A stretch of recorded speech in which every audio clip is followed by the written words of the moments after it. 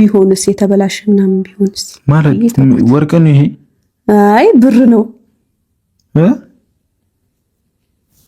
ወርቅ ነው ብር ነው አይደለም። ማርያምን ይምረኝ ነው ብታጀራ ላይ ብቻ ምናምን እስቲ ነው ግራ ይገባኝ። አዎ ማርያም ይሄ ብቻ ነበር አለ ያለኝ እና ግን ይቅርብሽን ያንቺን ስለማቀሽ እንትን እንድትይ አልፈልግም እንድትጎጂ አልፈልግም ምናምን ነገር አለኝና ማለት ለዋሽሽ አልፈልግም ማስተማማኝ አይደለም ይሄ ነገር ይቅርብሽ ሲለኝ ተውኩት። ልጁ ስለሚያቀኝ እንትን ማለት አልፈለገም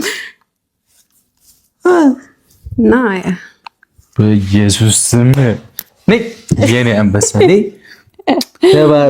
ተባረክልኝ ቤተሰብ። እንግዲህ እኔ በቃ እግዚአብሔር ይፈች የኔነት ነይሲ ምንድነው እንደዚህ ማማር በእናትህ። ቀለበት ከታሰረ አይቀር የሰርግ ቀን ይወሰን። መች እንካባ እሱን እንግዲህ አንተ ነው የምትወስነው። የሰርግ ቀን ሳይሆን እኮ መጀመሪያ የሚደረጉ ነገሮች አሉ። ዛሬ የሰርጋችንን ቀን እንወስናለን ማለት ነው። ደግሞ ሰርግ የሚደገሰው እንትን ወር ላይ ነው። የፋሲካ ጾም ሲያልቅ ጥር ፋሲካ ምናምን ፋሲካ ጾም ሲያልቅ ፋሲካ ላይማ ጾም እኮ ነው ኦሬዲ። ግን ለፋሲካ ካገባሽ ለዳግማ ትንሣኤው ምንድነው የሚባለው? ቤተሰብ ቅልቅል ምናምን ታደርጋለች። በዶሮ ልታቅ ሰርግ ቆይ ጭዌው እኮ አንዴ እየተሟላ ቤት ውስጥ ካልሆነ አትገቢም። ጋሽዬ ልጅህን አሳልፈህ እንዳሰጥ እባክህን። ወንድምሽ ዱባይ አያገባም አይደለ? እኛ ደግሞ የት እንጋባ መሰለሽ? ፓሪስ። ከዛ ኖርዌይ ላይ 2 ልጅ ከአንቺ ወልዳለሁ። ከዛ ኢትዮጵያ ላይ ከአንቺ 2 ወልዳለሁ። ፈረንጅና ሀበሻ ልጅ አለን ማለት ነው። የሰርጋችንን ቬሎ ልንመርጥ ነው የምንሄደው።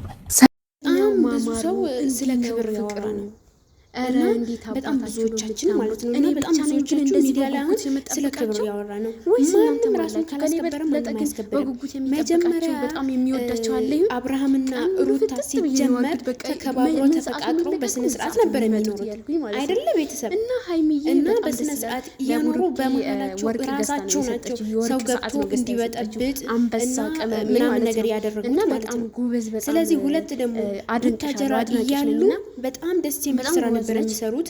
በጣም ይዋደዱ ነበር፣ በጣም ይፋቀሩ ነበር፣ አብሮ በስነ ስርዓት ይኖሩ ነበር። በስነ ስርዓት ማለት ነው እየተወያዩ ወደ አዲስ አበባ መጡ። አዲስ አበባ ከመጡ በኋላ ደግሞ ይሄ ነገር ተፈጠረ። ግን አዲስ አበባ መጥተ ደግሞ ሰው መልካም ከሆነ በጣም ብዙ ያለው አዲስ አበባ ታውቃላችሁ። ምን አይነት መጥፎ ሰው ምን አይነት ጥሩ ሰው እንዳለ ህዝብ ነው ያለው ማለት ነው። በዛ መሀል ደግሞ ይቀይራል። መልካም ከሆንክ መልካም ትሆናለህ፣ መልካም ኑሮም ትኖራለህ። መጥፎ ከሆንክ ግን በመጥፎ ግን በመሀሉ ደግሞ ሲስተም መጠቀም አለበት።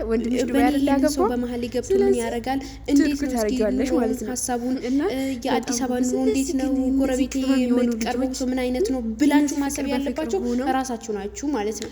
ልክ አዲስ አበባ ሲገቡ እንደዚህ ሆኑ። እኔ አብርሃም ሄርሜላም ሆነ ሩታም ሆነ እኔ ጥፋተኛ ናቸው አለ። ግን ሄርሜላ ሩታ ደግሞ ጥፋት ሊኖርባት ይችላል።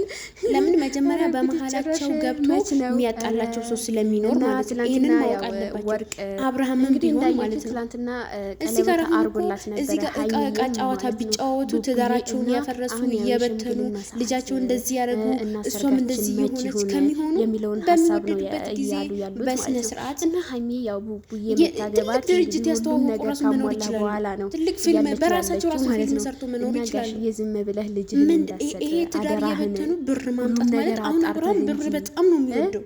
ብር ማይወድ የለም ግን ብር በጣም ይወዳል እና ብር እያለ ትዳሩን ያፈርሳል ማለት ነው።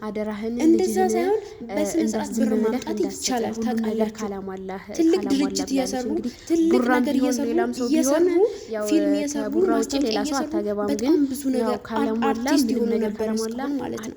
በተለይ አሁን ሚዲያ ላይ በጣም ነው የሚወደዱት እነሱ ማለት ነው። ግን በዛው ልክ እየተጠቀሙ ነው ያሉት እሷ ስለዚህ አሁን ለብር ብሎ ትዳራቸውን እያፈረሱ ነው ማለት ነው። ለምን በእግሩ ይሄዳል አሉ እና አንቺ ሆንሽ አንቺ መሳሙ ደግሞ አላባረኝ ወደ ቀለበት ውስጥ ገቡ ወደ ገደለው ራሳችሁ ማስከበር ያለባችሁ ራሳችሁን አክብራችሁ በስነ ስርዓት